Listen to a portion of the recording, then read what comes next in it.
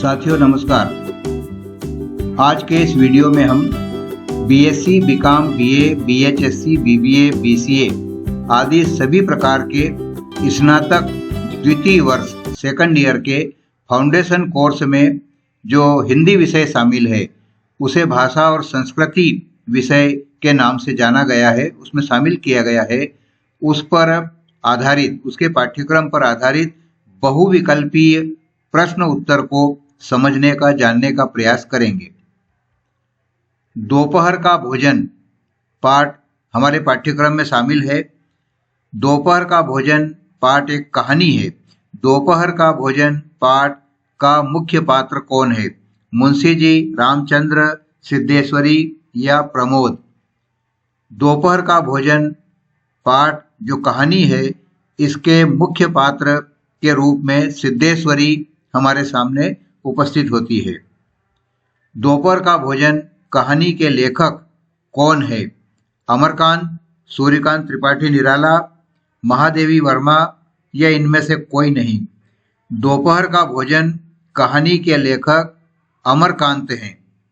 यह कहानी अमरकांत के द्वारा लिखी गई है, इसलिए इस प्रश्न का सही उत्तर है विकल्प अ, अमरकांत। अमरकांत जी प्रसिद्ध कहानीकार हैं। किस युग के? भारतेंदु युग के, द्विवेदी युग के, प्रेमचंद युग के या नई कहानी आंदोलन के? अमरकांत जी नई कहानी आंदोलन के एक प्रसिद्ध कहानीकार हैं। प्रश्न का सही उत्तर है विकल्प द, नई कहानी आंदोलन के। अमरकांत का जन्म कब हुआ था? 1 जुलाई 1925, 21 फरवरी 1899, 26 मार्च 1907 या उपर्युक्त सभी गलत? इन चार विकल्पों में से सही उत्तर है अमरकांत का जन्म 1 जुलाई 1925 को हुआ था। अमरकांत का जन्म 1 जुलाई 1925 को हुआ था।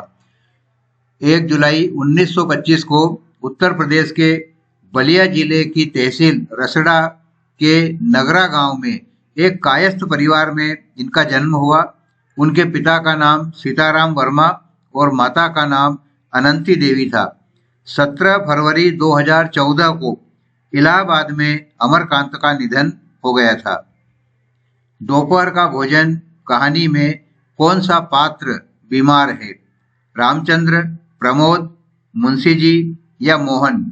दोपहर का भोजन कहानी में जो बीमार पात्र है वह प्रमोद है और यह इस कहानी की नायिका जो मुख्य भूमिका में है सिद्धेश्वरी, उसका सबसे छोटा पुत्र है। 3 पुत्रों में से सबसे छोटा पुत्र प्रमोद है जो इस कहानी में एक बीमार पात्र है। रामचंद्र क्या काम करता है? मैकेनिक, प्रूफ रीडिंग का, ड्राइवर का या अध्यापन का? इस कहानी में रामचंद्र प्रूफ रीडिंग का कार्य करता है। प्रूफ रीडिंग जो समाचार पत्रों के कार्यालय में उनकी छपाई के दौरान किया जाता है, रामचंद्र वही प्रूफ रीडिंग का कार्य करता है। दोपहर का भोजन कहानी समाज के किस वर्ग का यथार्थ चित्रण है? गरीब वर्ग का, मध्य वर्ग का, उच्च मध्य वर्ग का या निम्न मध्य वर्ग का? दोपहर का भोजन कहानी समाज के गरीब वर्ग का यथार्थ चित्रण करती है। प्रश्न का सही उत्तर है विकल्प अ, गरीब वर्ग। साहित्यकार अमरकांत की पत्नी का नाम क्या है? शांति देवी, सावित्री देवी, लक्ष्मी देवी या गिरिजा देवी? साहित्यकार अमरकांत की पत्नी का नाम शांति देवी है। सिद्धेश्वरी के पुत्र मोहन की उम्र क्या है? 15 साल, 18 साल, 20 साल या 22 साल? सिद्धेश्वरी के पुत्र मोहन की उम्र 18 साल है। दोपहर का भोजन कहानी में मुंशी चंद्रिका प्रसाद ने रोटी के स्थान पर खाने के लिए अपनी पत्नी यानी सिद्धेश्वरी से क्या मांगा? गुड़ तथा गुड़ का ठंडा रस, चने की तरकारी, 1 कटोरी पनियाई दाल या दाल चावल? दोपहर का भोजन कहानी में मुंशी चंद्रिका प्रसाद ने रोटी के स्थान पर खाने के लिए अपनी पत्नी सिद्धेश्वरी से गुड़ तथा गुड़ का ठंडा रस मांगा। इसलिए प्रश्न का सही उत्तर है विकल्प अ, गुड़ तथा गुड़ का ठंडा रस। मुंशी चंद्रिका प्रसाद रोटी के स्थान पर खाने के लिए अपनी पत्नी से मांगते हैं। खाते समय सिद्धेश्वरी के आंसू टपकना कैसी व्यथा को दर्शाता है? अमीरी, गरीबी, पश्चाताप या इनमें से कोई नहीं। खाते समय सिद्धेश्वरी के आंसू टपकना गरीबी की व्यथा को दर्शाता है। अमरकांत की रचना सूखा पत्ता किस विधा की रचना है? कहानी, उपन्यास, बाल साहित्य या निबंध? अमरकांत की रचना सूखा पत्ता एक उपन्यास है। सूखा पत्ता की विधा उपन्यास है, यह एक बड़ा उपन्यास है। सूखा पत्ता के अलावा काले उजले दिन, कटीली राह के फूल, ग्राम सेविका, पराई डाल का पंछी जो बाद में सुखजीवी के नाम से भी प्रकाशित हुआ था, बीच की दीवार, सुन्नर पांडे की पतो, आकाश पक्षी, इन्हीं हथियारों से, विदा की रात और लहरें भी अमरकांत जी की दूसरी औपन्यासिक रचनाएं हैं जो उनके साहित्य में महत्वपूर्ण स्थान रखती है। उनके साहित्य सृजन का एक महत्वपूर्ण हिस्सा ये उपन्यास हैं। अमरकांत को किस उपन्यास पर साहित्य अकादमी पुरस्कार प्राप्त हुआ था? सूखा पत्ता, ग्राम सेविका, लहरें या इन्हीं हथियारों से?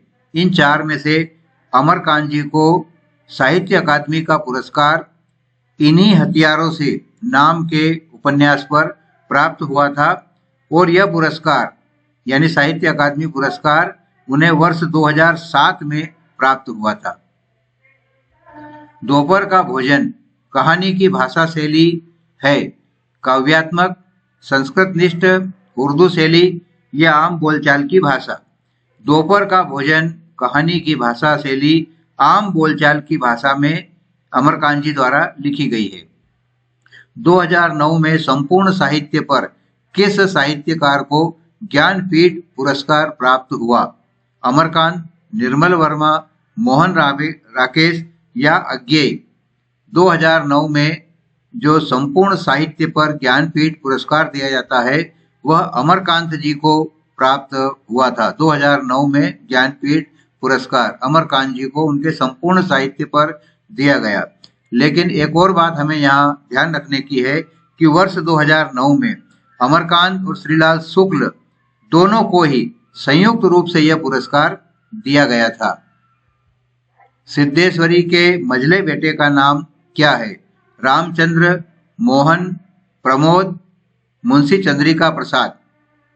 सिद्धेश्वरी के मझले बेटे का नाम, बीच के बेटे का नाम क्या है? सिद्धेश्वरी के मझले बेटे का नाम मोहन है।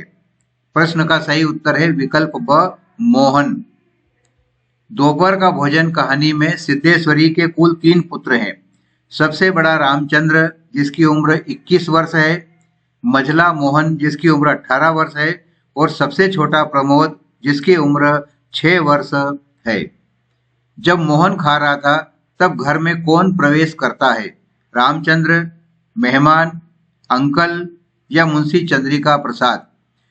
जब दोपहर का भोजन कहानी में मोहन खा रहा था तब घर में मुंशी चंद्रिका प्रसाद यानी उसके पिता का प्रवेश होता है। मोहन खा रहा था तब घर में उसके पिता मुंशी चंद्रिका प्रसाद का प्रवेश होता है। रामचंद्र क्या काम करता है? मैकेनिक का, प्रूफ रीडिंग का, ड्राइवर का या अध्यापन का? रामचंद्र जो सिद्धेश्वरी का सबसे बड़ा पुत्र है वह प्रूफ रीडिंग का कार्य करता है। रामचंद्र से छोटा मोहन 18 वर्ष का है और वह हाई स्कूल का प्राइवेट इम्तिहान देने की तैयारी कर रहा है। यह मझला पुत्र है, नाम मोहन है और उम्र 18 वर्ष है। यह हाई स्कूल का जो इम्तिहान है वो प्राइवेट रूप से देने की तैयारी कर रहा है। दोपहर का भोजन कहानी में सिद्धेश्वरी झूठ क्यों बोलती है?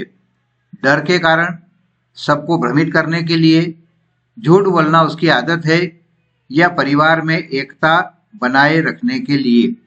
दोपहर का भोजन कहानी में सिद्धेश्वरी अपने दोनों बड़े और मझले पुत्र से और पति से एक दूसरे की प्रशंसा का संदर्भ देते हुए झूठ बोलती है। इसके पीछे जो मुख्य कारण है वह परिवार में एकता बनाए रखना चाहती है। इसलिए इस प्रश्न का उत्तर कि सिद्धेश्वरी झूठ क्यों बोलती है, परिवार में एकता बनाए रखने के लिए वह झूठ का सहारा भी लेती है। अमरकांत किस आंदोलन के प्रमुख कथाकार है? सचेतन कहानी, दलित कहानी, नई कहानी या इनमें से कोई नहीं? अमरकांत नई कहानी आंदोलन के एक प्रमुख कथाकार हैं। अमरकांत नई कहानी आंदोलन के प्रमुख कथाकार हैं। अमरकांत को किस साहित्यकार ने भारत का मैक्सिम गोर्की कहा है? शैलेश मटियानी ने, कृष्णा सोबती ने, यशपाल ने या इनमें से किसी ने नहीं?